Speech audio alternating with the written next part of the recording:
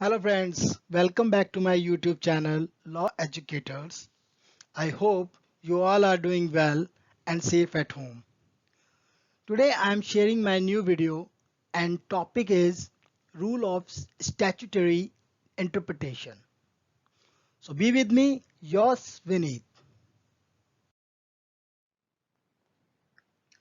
So let's start with our first rule, literal rule. So literal rule के बारे में जानने से पहले हम पहले ये समझ लेते हैं कि लिटरल का मीनिंग क्या होता है। तो लिटरल का जो मीनिंग होता है वो होता है सिंपल और प्लेन। तो इसका मतलब होता है सादा और एकदम क्लियर होना चाहिए। इसका मीनिंग ये कहता है लिटरल का। तो आगे बढ़ते हैं। The literal rule of statutory interpretation should be the first rule applied by जजेस। मतलब ये रूल है लिटरल रूल, ये इंटरप्रिटेशन का पहला रूल है स्टैट्यूटरी इंटरप्रिटेशन का, जो कि अप्लाई किया गया था जजेस के द्वारा। The word use in this text are to be given और interpret in their natural and ordinary sense. Means कि जो भी वर्ड दिए गए हैं और जो उनकी मीनिंग है लॉ के अंदर इंटरप्रेट के टाइम पे या फिर ऑलरेडी गिवन है वहाँ पर, वो एक ऑर्डिनरी और नेचुरल सेंस में है जो कि इजीली सबको अंडरस्टैंड हो जाए। मीन्स अप्लाइंग दिस रूल जजेस shall understand the meaning of word in simple and ordinary sense which shall be understood to all. Means कि जनरली ये सबको ईजिली अंडरस्टूड हो जाए, इस तरह का उसका जो मीनिंग है उस सेंस में जाकर, नेचुरल और ऑर्डिनरी सेंस में जाकर लिया गया है। It is also known as plain meaning rule. तो इसे हमने प्लेन मीनिंग रूल भी कहते हैं। It should be taken into note that rule can be applied only when the meanings of the words are clear. Means कि इस rule को हमें जब ही अपनाना चाहिए, जब ही अप्लाई करना चाहिए जबकि जो वर्ड्स के मीनिंग है वो प्रॉपर तरीके से क्लियर है and the language is plain so that only one meaning can be derived out of the statute। Means कि उसकी लैंग्वेज भी प्लेन होनी चाहिए जिससे कि हम सिर्फ उसका एक ही अर्थ निकाल पाए उस स्टैच्यूट के अंदर। It recognize parliament as supreme law maker. Means ये रिकॉग्नाइज करती है पार्लियामेंट को कि वो एक सुप्रीम लॉ मेकर है। मीन्स कि जो भी पार्लियामेंट में रूल जो है या लॉ है जो पास हुआ, जो लॉ बनाया गया लेजिस्लेचर द्वारा, वो सुप्रीम लॉ मेकर है।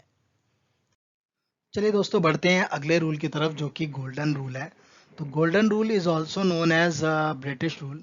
हम इसे ब्रिटिश रूल भी कहते हैं।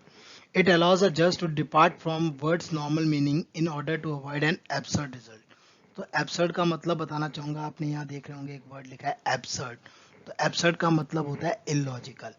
तो इस ये रूल जजेस को अलाउ करता है कि आप इलॉजिकल रिजल्ट से बचने के लिए, मतलब बेतुके परिणामों से बचने के लिए आपको हम ये अलाउ करते हैं, ये ऑर्डर देते हैं कि आप शब्द का, जो भी शब्द है वहाँ पे जो भी वर्ड्स दिए गए हैं स्टैट्यूट के अंदर, आप उसका नॉर्मल मीनिंग ही अप्लाई करेंगे।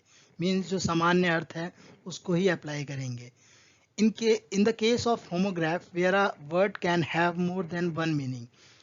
होमोग्राफ के मामले में यदि जहाँ पर एक से ज़्यादा, मतलब वर्ड के एक से ज़्यादा मीनिंग होते हैं, एक से ज़्यादा अर्थ होते हैं, तो वहाँ पे जजेस क्या करेंगे, वहाँ पे जजेस अपनी प्रेफर्ड मीनिंग को चूज कर सकते हैं। मतलब वहाँ पर जजेस अपनी पसंदीदा अर्थ को चुन सकते हैं। If the word has only one meaning, यदि उस वर्ड का एक सिंगल मीनिंग है, सिर्फ एक ही मतलब है, but applying this to lead to a bad decision. But यदि अगर जज उसे अप्लाई कर देता है तो वो बैड डिसीजन हो जाएगा, मतलब वो गलत अर्थ में चला जाएगा, जिसका डिसीजन गलत हो जाएगा, परिणाम स्वरूप वो गलत हो सकता है। तो जज क्या करता है, जज के पास ये पावर होती है, जज को ये एक तरह से अलाउ किया गया है कि वो कंप्लीटली डिफरेंट मीनिंग का वर्ड अप्लाई कर सकते हैं। मीन्स कि उस पर्टिकुलर वर्ड का जो मीनिंग है वो कंप्लीटली डिफरेंट मीनिंग भी अप्लाई कर सकते हैं बैड डिसीजन से बचने के लिए। तो चलिए दोस्तों अब हम पढ़ते हैं अपना आखिरी रूल इस पर्टिकुलर वीडियो में, जो कि है मिसचीफ रूल। तो मिसचीफ रूल का आगे पढ़ने से पहले हम ये जान लेते हैं कि मिसचीफ का मतलब क्या होता है। तो जो मिसचीफ का मीनिंग होता है उसे हम कहते हैं डिफेक्ट या फिर मिस्टेक। और जो ये रूल है वो कहाँ से ओरिजिनेट हुआ है? ये रूल ओरिजिनेट हुआ है 16th सेंचुरी के हेडन केस से, जो कि यूनाइटेड किंगडम का केस है। वहाँ से ये मिसचीफ रूल जो है ओरिजिनेट हुआ है। इसका मेन एम क्या है? इसका मेन एम ये है कि जो भी स्टैचूट बना है, जो भी ऑलरेडी एक स्टैचूट बन गया है, उसमें क्या डिफेक्ट थे या फिर क्या मिस्टेक है, उसका पहले पता लगाना।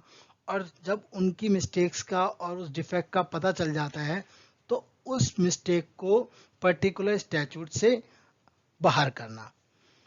और इसके साथ साथ ये रूल जो है हमें स्टैचू के, जो भी स्टैचू बना है, जो भी एक लॉ बना है, उसके इंटेंशन और पर्पस को भी अंडरस्टैंड करने के लिए हेल्प करता है। This rule usually avoid unjust and absurd result. Absurd result का मीनिंग मैं आपको पहले वाले रूल में समझा चुका हूँ कि उसका मतलब होता है इलॉजिकल रिजल्ट।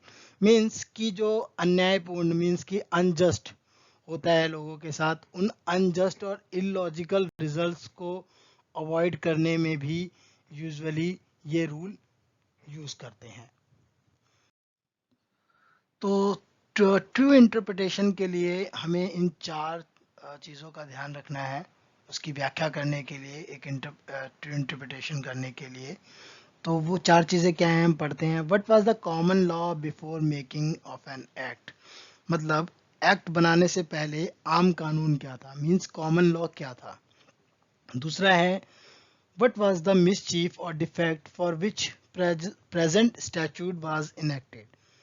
मीन्स कि क्या डिफेक्ट थे और क्या मिस्टेक थी जिसके लिए वर्तमान कानून बनाया गया था। तीसरा है what remedial measure was adopted to resolve?